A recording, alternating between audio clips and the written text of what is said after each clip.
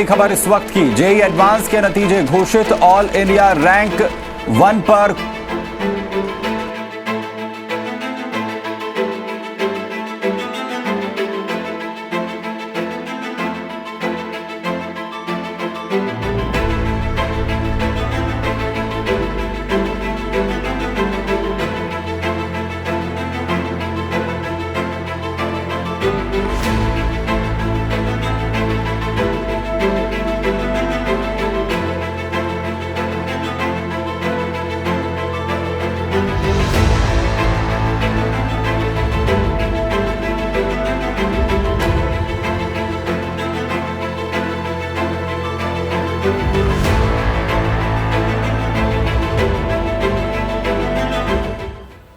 Hello everyone, my name is Amit Singhal and I have secured All India Rank 1 in the JEE Mains 2021 examination.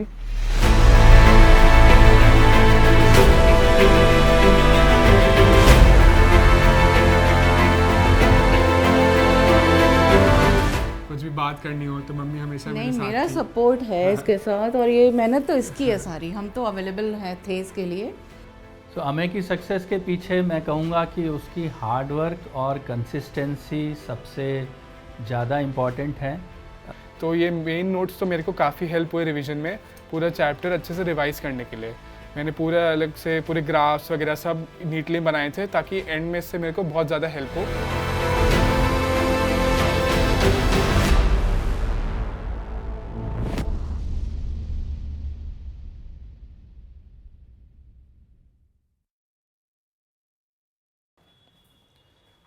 ये है मेरा main room, यहीं पे मैं study करता था एंड पूरा दिन मोस्टली मेरा यहीं पे स्पेंड होता था। तो यहाँ पे मैंने थोड़ा अपना शेड्यूल लिखा हुआ है कि मैं किस तरह से अपना डे प्लान आउट करता था। तो अगर मैं थोड़ा डिस्क्राइब करूँ तो बेसिकली थोड़ा मैं रोज़ एक ट्राई करता था टुवर्ड्स दी एंड कि एक मॉक टेस्ट प्रैक्टिस करूँ, एंड बाकी मैंने शेड्यूल बना रखा है कि किस टाइम में मेरे को कौन सा सब्जेक्ट प्रैक्टिस करना होता था एंड बाकी कौन से टॉपिक्स मेरे को उस वीक में प्रैक्टिस करने थे। तो उससे क्या होता था, ऑलरेडी मेरे को पता होता था कि मेरे को उस वीक में क्या करना है एंड माइंड में एक शेड्यूल बना रहता था। तो मेरे को लगता है वो बहुत हेल्प करता है, एंड अपने पास रखो तो बार बार दिन में देखते रहते हो, तो उससे मेरे को काफ़ी मोटिवेशन मिलता था कि अभी ये टॉपिक्स बचे हैं, इनको पढ़ लेना है। और बाकी यहाँ पे मैं बैठ के इसी चेयर पे मैंने अपनी जर्नी करी है, यहीं पे मैं बैठता था, यहाँ पे लैपटॉप रख के सारी बुक्स से अपने सराउंडेड यहीं पे मैं पढ़ा करता था एंड अपने हेडफोन्स लगा के एंड लैपटॉप के सामने बैठ के पढ़ाई करता था, एंड काफ़ी अच्छा सा एनवायरनमेंट था। साथ में मंदिर भी है छोटा सा, तो उससे थोड़ा सरस्वती जी की फ़ोटो भी लगा रखी है, उससे काफ़ी मतलब अच्छा लगता है कि जब भगवान जी आपके साथ हों। एंड थोड़ा सा यहाँ पे एक छोटा सा गार्डन है ताकि थोड़ा नेचर से कनेक्ट भी हो सके, तो वो काफ़ी अच्छा सा एक स्टडी इन्वायरमेंट बन जाता था ये। तो यहीं पे मैं बैठ के अपनी पढ़ाई करता था एंड यहाँ पे मेरे सारे नोट्स रखे हुए हैं। तो मेरे को कोई भी चैप्टर जो भी रिवाइज़ करना होता था मैंने साइड में लिख रखा है कि कौन से नोटबुक में कौन सा चैप्टर है, तो मैं उसी नोटबुक को निकाल के अपना पूरा चैप्टर रिवाइज़ कर सकता था। इसमें मैंने सारे नोट्स वगैरह अपने बना रखे हैं, एंड आई थिंक ये मोस्ट इंपॉर्टेंट पार्ट होता है प्रिपरेशन का, अपने नोट्स को रिवाइज़ करते रहना, एंड आई थिंक वो काफ़ी नेसेसरी था। उसके अलावा मैंने कुछ और एक्स्ट्रा नोटबुक्स मेंटेन करी थी जिनमें मैं अच्छे क्वेश्चंस को मेंटेन करता था। जो भी मेरे को प्रिपरेशन में कुछ अच्छे क्वेश्चंस मिले, जो नए कॉन्सेप्ट देखे, उन सब को मैं पढ़ लिया करता था। उसके अलावा एनसीईआरटी अगेन बहुत इंपॉर्टेंट बुक्स हैं, तो उनको मैं अपने से काफ़ी एक्सेसिबल रखता था कि जब भी मेरे को एनसीईआरटी से कुछ भी रेफ़र करना है, स्पेशली केमिस्ट्री में, तो मैं रेफ़र कर लिया करता था। And I think almost her JEE preparation करने वाले के पास एक पीरियोडिक टेबल का प्रिंट आउट तो रहता है, तो वो मैंने भी चिपकाया हुआ था साइड में, तो कभी भी कुछ एलिमेंट्स को रेफ़र करना है तो इससे कर लिया करता था। उसके अलावा कुछ और बुक्स की बात करूँ मैं तो मोस्टली तो एच.सी. वर्मा काफ़ी लोग यूज़ करते हैं, मैंने बहुत ज़्यादा पर्सनली नहीं यूज़ करी, बट तब भी कुछ रेफ़र करना होता था तो थोड़ी बहुत यूज़ कर लेता था। उसके अलावा कुछ स्कूल के लिए भी बुक्स मैंने परचेज़ की थी, बोर्ड्स वगैरह के लिए, बट उनका बहुत ज़्यादा यूज़ हुआ नहीं पर्सनली। एंड उसके अलावा एग्जाम्पलर एंड बाकी कुछ और नोट्स मेरे पढ़े हुए हैं जिनको मैंने अपनी प्रिपरेशन में यूज़ किया। उसके अलावा कुछ और पॉपुलर बुक्स हैं, जैसे जेईई के लिए अगर मैं बात करूँ तो विकास गुप्ता, एम.एस. चौहान, काफ़ी कॉमन बुक्स हैं जो लोग यूज़ करते हैं, तो वो मैंने भी यूज़ करी थी। उसके अलावा ये मेरे नोट पैड्स भी रखे हुए हैं जो मैंने एडवांस के एग्ज़ाम में यूज़ किए, संभाल के रखे हुए हैं, कभी कुछ फ्यूचर में ज़रूरत पड़ जाए उनकी। एंड ऑफ कोर्स इरोडोव तो बहुत फेमस बुक है फिज़िक्स के लिए, तो वो भी मैंने यूज़ करी थी एंड वो यहीं पे रखी हुई है। तो ये आई थिंक कुछ मेन बुक्स हैं जो मैंने अपनी प्रिपरेशन में यूज़ की, एंड बाकी तो छोटा सा ही मेरा जगह थी जहाँ पे मैं पढ़ता था एंड काफ़ी कंफर्टेबल, भगवान जी साथ में थोड़ा सा नेचर के भी थोड़ा साथ होता था, तो ये काफ़ी मेरे को कंफर्टेबल सेटअप लगता था। End of course table chair की इंपॉर्टेंस बहुत ज़्यादा है। बेड पे पढ़ना मैं प्रेफर नहीं करता था क्योंकि बेड पे नींद आ जाती है एंड एक्चुअल एग्ज़ाम में आपको इतनी लंबी देर के लिए बैठना ही होता है चेयर पे, तो मैं प्रेफर करता था इसी चेयर एंड यहाँ पे टेबल पे बैठूँ, सामने अपना लैपटॉप रख के एंड पूरा इसी को सेटअप बना रखा था पूरी प्रिपरेशन में। तो आई थिंक ये मेरे को काफ़ी हेल्प करा क्योंकि मैं यूज्ड टू हो चुका था लॉन्ग आवर सिटिंग के लिए चेयर पे। तो आई थिंक ये मेरा छोटा सा सेटअप है एंड यहीं पे मैंने अपनी पूरी जर्नी करी। मम्मी, हाँ, तो ये मेरी मदर हैं, इनका ऑफ कोर्स बहुत ही ज़्यादा इंपॉर्टेंट रोल रहा है मेरी प्रिपरेशन में एंड मतलब मदर्स का तो कोई रोल नेग्लेक्ट कर ही नहीं सकता है। पूरी 2-3 साल की जर्नी में मम्मी ने बहुत ही ज़्यादा हेल्प करी है। पूरा कोई भी मेरे को परेशानी हो, कुछ भी हो, कभी भी मम्मी से बात कर सकता हूँ एंड मेरे लिए घर पे ही रहती थी मोस्ट ऑफ द टाइम। तो कुछ भी मेरे को कभी भी किसी चीज़ की ज़रूरत हो, कुछ भी बात करनी हो, तो मम्मी हमेशा नहीं मेरे साथ मेरा थी। सपोर्ट है इसके साथ, और ये मेहनत तो इसकी है सारी, हम तो अवेलेबल हैं थे इसके लिए, लेकिन हार्ड वर्क इसका है और इसकी मेहनत से सब हुआ है।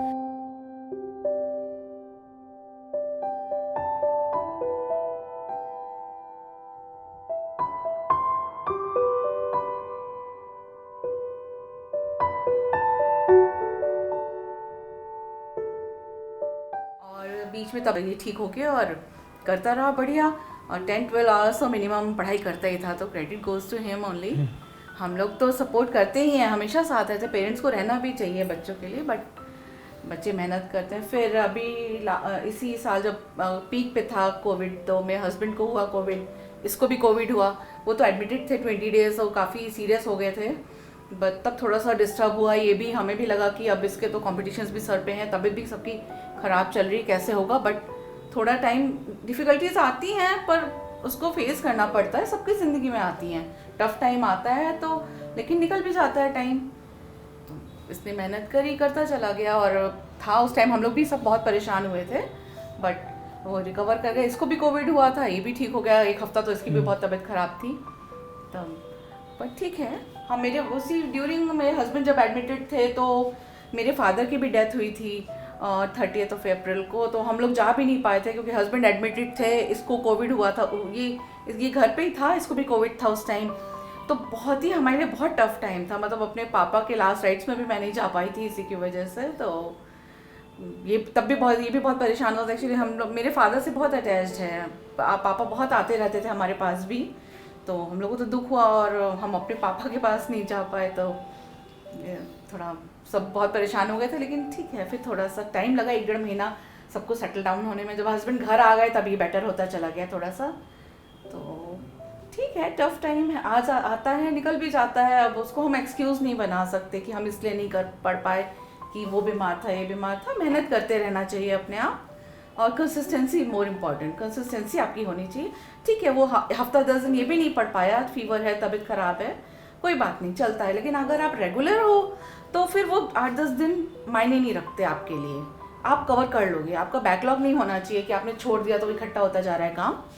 तो इसका तो ऐसा था, ज़रा सा भी फीवर डाउन हुआ, तबीयत ठीक हुई, ये लेके बैठ जाता था अपनी।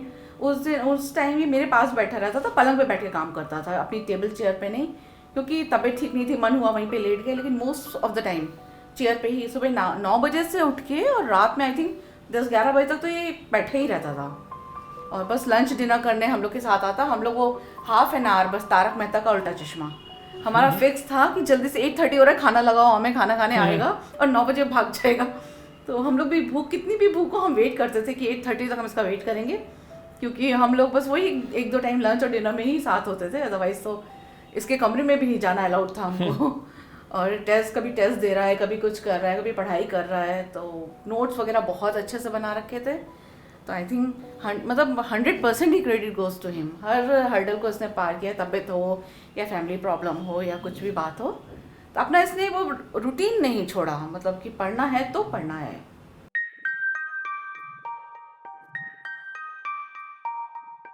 तो मैं अपने थोड़े नोट्स के बारे में बताता हूँ कि मैं अपने नोट्स कैसे बनाता था एंड उन्हें मैंने कैसे यूज़ करा रिवीजन में। तो अगर मैं डिस्क्राइब करूँ तो मैं क्लास में जो भी होता था उसको पूरा प्रॉपरली अलग अलग कलर के पेन से लिखता था एंड बार बार लिखता था ताकि मेरे को मन में बैठ जाए। एक बार मैं ट्राई करता था सारे नोट्स को एक बार फेयर कर लूँ, पूरा अच्छे से एक बार सारी थ्योरी लिख लूँ, सारे अलग पेन से लिख लूँ। इससे क्या फ़ायदा होता है कि बाद में रिवाइज़ करने को मेरे एक ग्लैंस में ही सब मेरे को दिख जाता है, मेरे को सर्च नहीं करना पड़ता कि मैंने कहाँ क्या लिखा था, एकदम सब नीटली मेरे पास अवेलेबल होता था।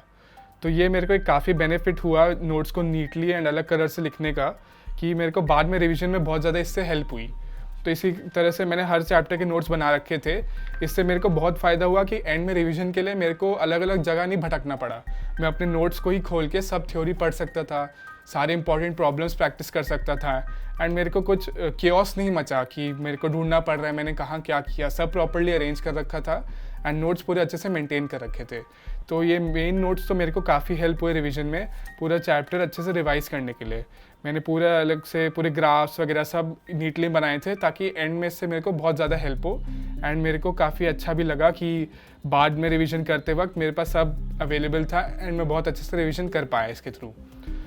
एंड इसके अलावा एक और चीज़ बहुत इंपॉर्टेंट हो जाती है जो होते हैं शॉर्ट नोट्स। तो मेनली मैंने केमिस्ट्री में शॉर्ट नोट्स का यूज़ करा था कि जब एग्ज़ाम से जस्ट एक दिन पहले पूरा सिलेबस रिवाइज करना बहुत मुश्किल होता है, तो मैंने हर चैप्टर के थोड़े शॉर्ट नोट्स बना रखे थे जिनमें 2-3 पेजेस में मैंने पूरा चैप्टर कवर कर रखा था। इससे क्या हेल्प होती है कि जैसे एग्ज़ाम से बस 1 या 2 दिन पहले हम पूरे चैप्टर के मेन थ्योरी पॉइंट्स और थोड़े इंपॉर्टेंट कॉन्सेप्ट से गो थ्रू कर सकते हैं। इससे मैंने अपने सारे चैप्टर्स को एक एग्ज़ाम से कुछ दिन पहले अच्छे से और एक बार रिवाइज़ कर लिया था। तो एग्ज़ाम से पहले important formulas and important concepts को रिवाइज़ करने में इनसे काफ़ी हेल्प होती है। तो through out the preparation I think short notes का भी काफ़ी इंपॉर्टेंस आ जाता है, specially during the exam time, क्योंकि आपके पास बहुत ज़्यादा टाइम नहीं होता सब रिवाइज़ करने के लिए। तो शॉर्ट नोट्स के थ्रू आप बहुत ज़्यादा कंटेंट काफ़ी कम टाइम में रिवाइज़ कर सकते हैं। तो ये आई थिंक बहुत ज़्यादा इंपॉर्टेंट रोल प्ले करते हैं both notes and short notes हमारी प्रिपरेशन में। एंड पर्सनली मेरे को इन दोनों ने बहुत ज़्यादा बेनिफिट किया। सब्जेक्ट वाइज अगर मैं बात करूँ तो मेरा फेवरेट सब्जेक्ट फ़िज़िक्स था, क्योंकि मेरे को फ़िज़िक्स में काफ़ी इंटरेस्टिंग लगता था कि थोड़ा रियल वर्ल्ड एप्लीकेशन थोड़ा दिखता था कि एक्चुअल में जो चीज़ें वर्क करती हैं वो कैसे वर्क करती हैं। तो वो सब देख के मेरे को काफ़ी फैसिनेशन होता था। तो तीनों सब्जेक्ट्स में फ़िज़िक्स मेरा फेवरेट रहा एंड केमिस्ट्री मेरा थोड़ा कम फेवरेट था, क्योंकि उसमें थोड़ा रटने वाला पार्ट आ जाता है एंड थोड़े कुछ रिएक्शंस को याद करना पड़ता है, तो वो मेरा थोड़ा कम फेवरेट था। बट मैंने तीनों सब्जेक्ट्स को इक्वली इम्पोर्टेंस दी एंड तीनों में वर्क करा। फिज़िक्स क्योंकि मेरा थोड़ा स्ट्रॉन्ग था तो इसलिए मैंने उस पर एंड में बहुत ज़्यादा टाइम स्पेंड नहीं किया। मेरा एम था कि मैं बाकी जो मेरे वीक टॉपिक्स हैं उनको मैं ज़्यादा स्ट्रेंथन करूँ। तो मैथ्स में मैंने ट्राई करा कि मैं ज़्यादा से ज़्यादा प्रैक्टिस करूँ, ताकि जो भी कंसेप्ट्स हैं, जो भी प्रॉब्लम्स मेरे से नहीं हो पा रहे उनको मैं बार बार प्रैक्टिस करके इम्प्रूव कर लूँ। सिमिलरली इन केमिस्ट्री मैंने बहुत ही ज़्यादा प्रैक्टिस करी क्वेश्चंस की एंड बार बार थ्योरी को लिखा एंड पढ़ा, क्योंकि इनऑर्गेनिक केमिस्ट्री टाइप टॉपिक्स में याद करने का बहुत कुछ है। तो जब तक बार बार हम उसे अपने हाथ से लिखेंगे नहीं, उस पर क्वेश्चंस की प्रैक्टिस करेंगे, वो याद होना बहुत मुश्किल हो जाता है। तो मैंने एंड में ट्राई करा रिवीजन करते वक्त कि मैं उस चैप्टर को बार बार एनसीईआरटी से पढ़ रहा था, बार बार उसके शॉर्ट नोट्स बना रहा था, उन्हें पढ़ रहा था, रिवाइज कर रहा था। And I think previous year questions की बहुत ज़्यादा इंपॉर्टेंस रहती है तीनों सब्जेक्ट्स में। मैंने ट्राई करा कि मैं तीनों सब्जेक्ट के प्रीवियस ईयर क्वेश्चंस चैप्टर के साथ भी करता था एंड चैप्टर्स मतलब जब रिवीजन के टाइम भी मैंने सारे चैप्टर्स के दोबारा करे। उससे कंसेप्चुअल क्लैरिटी भी आती है एंड कॉन्फिडेंस भी बिल्ड होता है कि आपसे एक्चुअल क्वेश्चन हो रहे हैं कि नहीं। तो आई थिंक तीनों सब्जेक्ट में यही इंपॉर्टेंट है कि आप अपने क्लास नोट्स को रिवाइज़ करें, शॉर्ट नोट्स को बार बार पढ़ें, सारे क्वेश्चंस को अच्छे से प्रैक्टिस करें क्लास में जो हो रहे हैं। एंड उसके अलावा आई थिंक एक और बहुत इंपॉर्टेंट चीज़ आ जाती है मॉक टेस्ट देना। तो पर्सनली मेरे को काफ़ी हेल्प हुई बार बार मॉक टेस्ट देने से, क्योंकि अब मॉक टेस्ट में मेरे इनिशियली काफ़ी कम मार्क्स आते थे, क्योंकि मेरे को सब्जेक्ट तो ठीक से आता था बट मेरे को टेस्ट एनवायरनमेंट में वो करने की प्रैक्टिस नहीं थी। तो इसलिए मैं फिर टेस्ट देने के बाद एनालाइज करता था कि मेरी परफॉर्मेंस कहाँ कम हुई।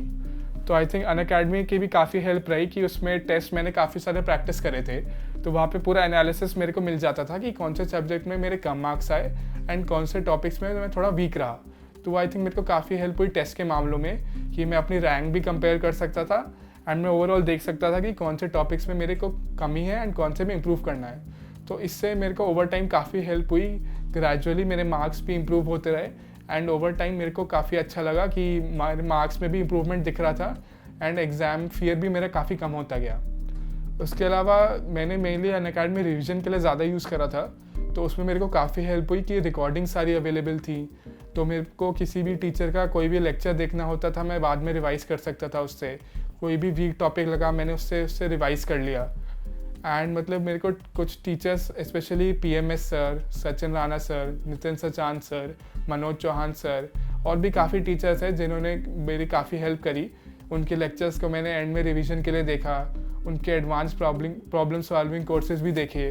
तो आई थिंक मेरे प्रिपरेशन को बूस्ट करने में काफ़ी हेल्प हुई अनअकैडमी प्लेटफॉर्म से भी, टेस्ट के मामलों में भी एंड चैप्टर्स रिवाइज करने के लिए भी। तो आई थिंक ओवरऑल अपने सारा असाइनमेंट्स कंप्लीट करना, नोट्स को रिवाइज करना, प्रीवियस ईयर करना and most importantly mock test को रेगुलरली देना एंड एनालाइज करना। आई थिंक यही सब अगर सब बच्चे बहुत अच्छे से करने लगे तो सबका बहुत ही अच्छा रिजल्ट आ सकता है। तो क्लास 10th में मैंने जेई प्रिपरेशन अपनी स्टार्ट करी थी एंड मतलब क्लास 10 में मैं थोड़ा स्कूल पे ज़्यादा फोकस था क्योंकि 10 में बोर्ड एग्ज़ाम्स थे। तो क्लास 10 में मैंने बहुत ज़्यादा जेई रेलिवेंट चीज़ें नहीं पढ़ी थी, बट क्लास 11th आते ही मैं काफ़ी ज़्यादा जेई पे फोकस हो गया था एंड 11th एंड 12th में मेरा पूरा फोकस जेई पे ही था। थोड़ा बहुत मैं स्कूल पे भी ध्यान दे दिया करता था, बट टीचर्स मेरे को जानती थी कि मैं पढ़ाई में ठीक हूँ एंड स्कूल का सारा काम मतलब टाइमली कर लेता था। तो टीचर्स का भी काफ़ी सपोर्ट रहा मेरे को। एंड 11th एंड 12th में मैंने प्रिपरेशन जब की तो आई थिंक बहुत इंपॉर्टेंट हो जाता है मॉक टेस्ट देना। तो मैं रेगुलरली ईच मंथ एक मॉक टेस्ट तो दिया ही करता था थ्रू आउट द प्रिपरेशन। बाद में आते आते मैंने उसकी फ्रीक्वेंसी बढ़ा दी थी। 12th में वीकली भी टेस्ट देने लगा था, चैप्टर वाइज टेस्ट भी होने लगे थे, वो भी दिया करता था। तो उन सब ने मेरे को बहुत हेल्प करा। फिर एग्ज़ाम से पहले मैंने और फ्रीक्वेंसी बढ़ाकर ऑलमोस्ट ऑल्टरनेट डे टेस्ट देना शुरू कर दिया था। इससे क्या होता है कि तब तक मेरा सिलेबस तो पूरा हो चुका था, बट मेरे को इस चीज़ की प्रैक्टिस करनी थी कि मैं एग्ज़ाम हॉल में कैसे अपने आप को काम रखूँगा। तो वो तभी हो पाता है जब हम ज़्यादा से ज़्यादा मॉक टेस्ट की प्रैक्टिस करें। तो इसलिए मैंने लास्ट का कुछ टाइम पूरा मॉक टेस्ट को डिवोट किया। उससे मेरे को पर्सनली बहुत ज़्यादा हेल्प हुई। तो जो जेई मेंस के इस बार 4 अटैम्प्ट्स हुए थे, तो फर्स्ट अटैम्प्ट फरवरी में जो हुआ था उसमें मेरी 99.94 परसेंटाइल आई थी एंड मार्च में मेरी 99.98 परसेंटाइल आई थी। तो थर्ड अटैम्प्ट तक मेरे को पता था कि मेरी ठीक ठाक परसेंटाइल आ गई है, तो मेरे को ऐसे बहुत ज़्यादा इम्प्रूवमेंट करने का मतलब मन भी नहीं था। मेरे को लगा था कि मेरे को जितनी चाहिए थी उतनी आ गई है, सो नाउ आके focus on advance. But parents ने कहा कि थर्ड अटैम्प्ट भी दे देना चाहिए एंड थोड़ा एग्ज़ाम फियर भी कम होगा, इसलिए मैं काफ़ी रिलैक्स माइंड से एक थर्ड अटैम्प्ट देने गया। एंड आई थिंक वो रिलैक्स माइंड एंड जो काम इन्वायरमेंट बन चुका था इतने अटैम्प्ट देने के बाद, वही रीज़न है कि मेरा 100% आ पाई थर्ड अटैम्प्ट में। उसके बाद मेरे को फोर्थ अटैम्प्ट देने की ज़रूरत लगी नहीं, तो इसलिए मैंने फोर्थ अटैम्प्ट दिया नहीं एंड मैंने बस 3 ही अटैम्प्ट्स दिए। उसके बाद मैंने पूरा फोकस एडवांस पे करा।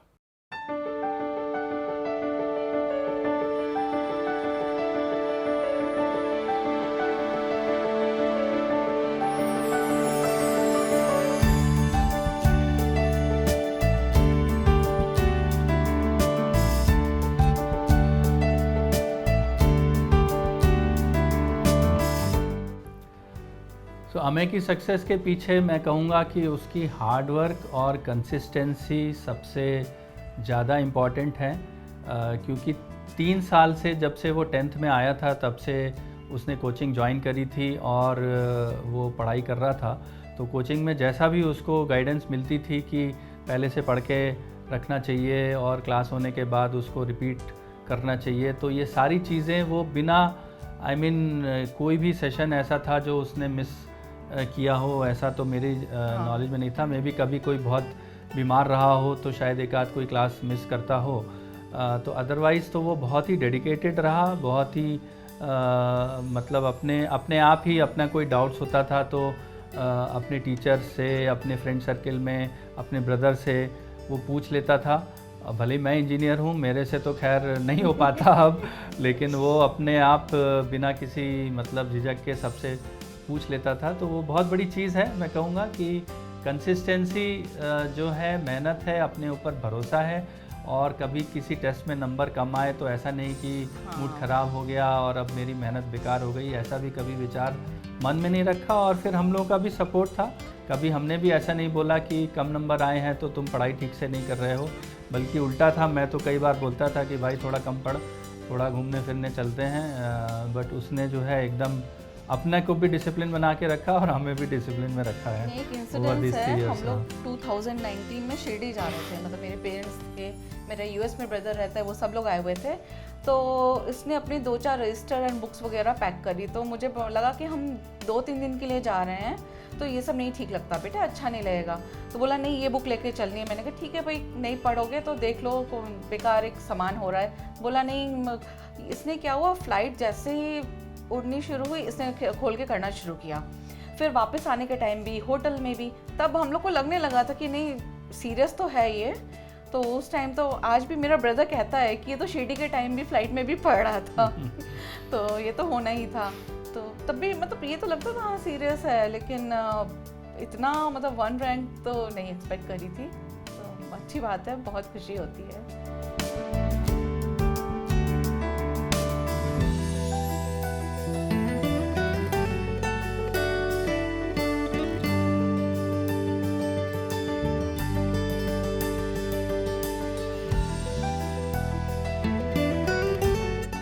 तो अपनी जेई प्रिपरेशन की स्टार्ट में मैं जो मॉक टेस्ट देता था उनमें मेरी रैंक अच्छी नहीं आती थी। 1000 पीपल में भी मेरी रैंक 200-300 तक आती थी। तो तब मेरा उतना ध्यान जेई पे था नहीं, मेरे को लगता था कोई बात नहीं, क्या फ़र्क पड़ रहा है। बट ओवर टाइम जैसे मैं 11th क्लास में एंटर हुआ, मेरे में सीरियसनेस काफ़ी बढ़ गई थी। मेरे को स्टार्ट होने लगा कि और इम्प्रूव करना है, एंड अगर आईटी में जाना है तो काफ़ी इतना ज़्यादा कंपटीशन होता है, तो काफ़ी इम्प्रूव करने की ज़रूरत है। तो मैं मेहनत करता गया, ओवर टाइम रैंक भी इम्प्रूव होती गई। इनिशियली मार्क्स मेरे बहुत ज़्यादा अच्छे नहीं आ रहे थे, मेंस के मॉक टेस्ट में भी 50% 60% मार्क्स ही आते थे। तो मेरे को लगता था अभी काफ़ी स्कोप है इम्प्रूवमेंट के लिए। तो मैं मेहनत करता गया और ज़्यादा मैंने प्रैक्टिस करी और मॉक टेस्ट देता गया। तो उससे मेरे को लगता है कि काफ़ी ज़्यादा हेल्प होती है। एंड जब मैंने अनअकैडमी पे अपना फर्स्ट टेस्ट दिया था, तब मेरे को याद है उसमें मेरी रैंक 4 आई थी, आई थिंक 5 नहीं। तो जब उसमें रैंक 4 आई तो मेरे को बहुत अच्छा लगा कि इतने सारे स्टूडेंट्स में मैं इतना अच्छा परफॉर्म कर पा रहा हूँ। तो आई थिंक काफ़ी कॉन्फिडेंस बूस्ट करने में हेल्प करता है। मेरे को काफ़ी ज़्यादा कॉन्फिडेंस बूस्ट हुआ कि अगर मैं इतने सारे बच्चों में अच्छा कर पा रहा हूँ तो मतलब मैं एक्चुअल एग्ज़ाम में भी अच्छा कर सकता हूँ। तो इससे मोटिवेशन मिला, कॉन्फिडेंस बूस्ट हुआ। तो इससे मेरे को ओवरऑल काफ़ी हेल्प हुई मॉक टेस्ट देने से। एंड ओवर टाइम मेरे को लगता है कि इम्प्रूवमेंट होगा, हमें गिव अप नहीं करना चाहिए कि एक टेस्ट में कम आ गए तो हम गिव अप कर दें।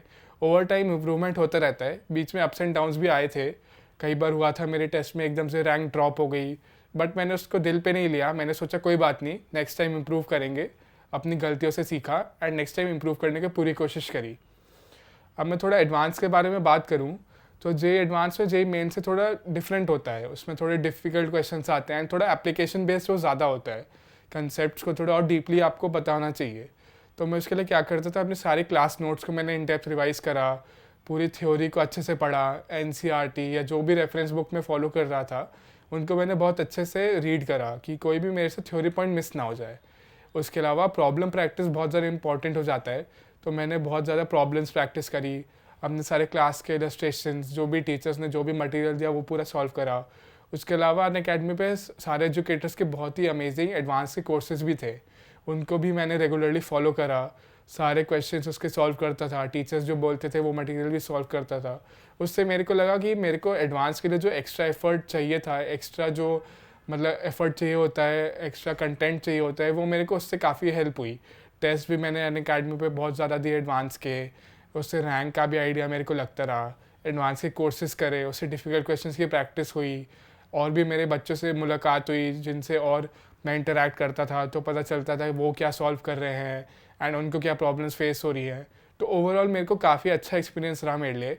इतने सारे लोगों को मैं जान पाया एंड इतने सारे रिसोर्सेज मेरे को मिले। तो मेरे को काफ़ी अच्छा लग रहा है कि मैं अनअकैडमी प्लेटफॉर्म पे आ पाया एंड मेरे को इस सब का एक्सेस मिला, क्योंकि इस सब से मेरे को काफ़ी हेल्प हुई है personally.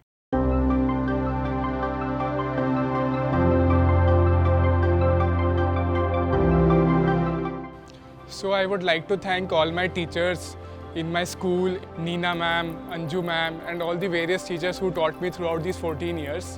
The teachers at my coaching, the teachers at Unacademy like Sachin sir, PMS sir, Manoj Chauhan sir, Nitin Sachan sir, Sharad Kothari sir, and numerous other teachers who taught me during this JEE preparation. And credit goes to all of them. And of course my parents and my brother and all the other relatives who helped me during this preparation. both mentally and academically. So credit goes to all of them, and I would like to thank all of them who played a part in my preparation.